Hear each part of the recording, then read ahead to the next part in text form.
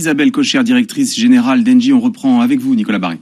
Isabelle Kocher, est-ce que vous êtes inquiète depuis l'abandon du projet de Notre-Dame-des-Landes pour les futurs grands projets d'infrastructure qu'on mènera en France?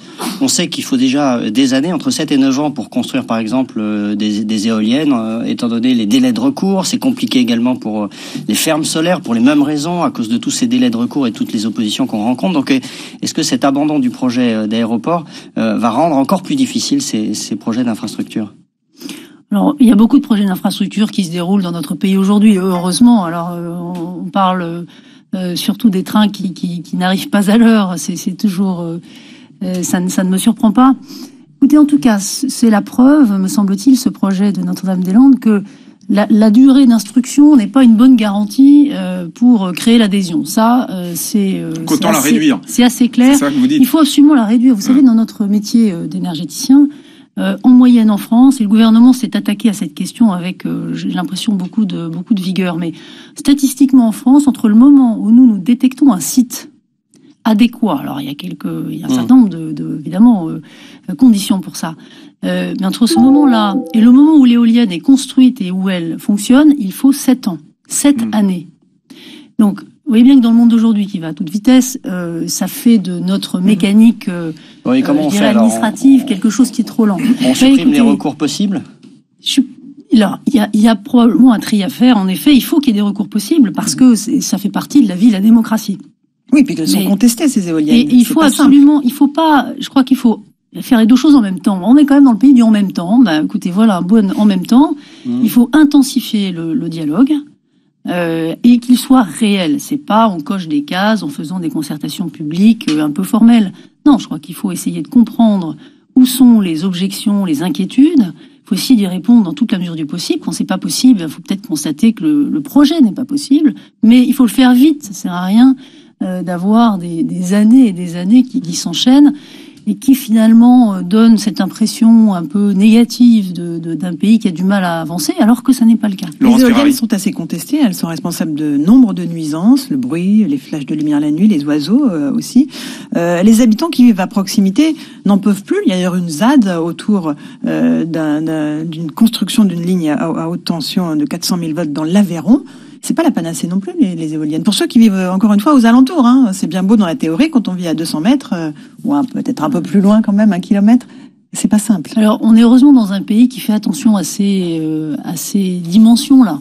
Je crois que la France est un pays, encore une fois, moi je vous parle en ayant des points de comparaison, la France est un pays qui est attentif. Là, vous avez raison, c'est que l'éolien, ça n'est pas la réponse unique, mais du tout.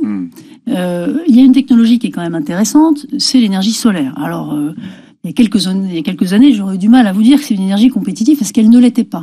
Mais elle l'est devenue. Même dans des pays comme la France, où la preuve en est aujourd'hui, il fait pas toujours très beau. C'est plus compétitif que le nucléaire aujourd'hui? Alors, écoutez, oui, on s'en approche à une vitesse, on n'y est pas encore tout à fait, mais le prix, le coût de l'énergie, de l'électricité solaire, en moins de 10 ans, a été divisé par 10. Mais à quantité égale de ce que peut produire le nucléaire en matière d'électricité, on a du mal à y croire. Je comprends ça parce que en réalité, ce sont des capacités qui sont réparties. Là où vous avez l'habitude, et où nous avons tous eu l'habitude, de voir des grandes centrales dont on voit bien, dont on devine quand on les observe, qu'elles produisent en masse de l'énergie, en réalité, pour partie en tout cas, notre énergie de demain, elle sera, et elle commence à être, produite par des petites installations. C'est la décentralisation de la production d'énergie. Absolument.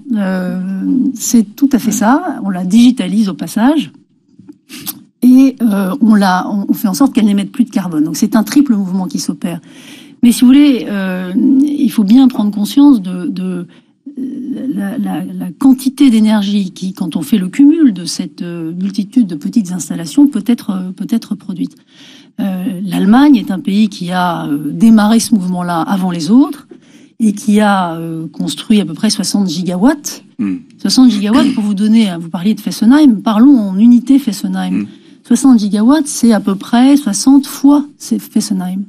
Donc, et ça, c'est du solaire. Des pays comme l'Allemagne ont construit ces capacités-là. Alors, vous ne l'avez pas vu parce qu'elles ne se matérialisent pas par des très grandes centrales, les cathédrales industrielles. Mais alors, en solaire, pas seulement. Il y avait du solaire et il y avait du vent aussi. Voilà, donc cette ressource-là, Oui. progressivement, continue de progresser. Le problème, c'est que quand il n'y a pas de vent ou pas de soleil en Allemagne, ils font tourner leur centrale à charbon à plein régime. Oui, ils Et importent donc notre ça a d'autres électricité. inconvénients. Oui, alors, vous avez raison. Aujourd'hui, on n'est pas encore capable de faire 100% de renouvelables. Parce que, ou alors il faudrait stocker et installer des batteries en quantité phénoménale pour pouvoir absorber 100% de renouvelables. C'est pour ça que le gaz est une composante qui est très importante aussi. Et elle est importante parce qu'on oublie, vous voyez, là on parle de l'électricité, et je me rends compte que la plupart des gens, quand on parle énergie, ils pensent en fait, ils visualisent l'électricité. Mais l'électricité, c'est 1/3 de la consommation mondiale d'énergie à peu près. Le reste, ça n'est pas sous forme électrique. C'est du chaud, du froid, du transport. Alors, comment est-ce que on s'occupe de cette partie de la consommation d'énergie? Bon, le gaz, c'est ce qu'on fait de mieux aujourd'hui. C'est un gaz qui est encore carboné. Il est beaucoup moins que le charbon ou que le fioul.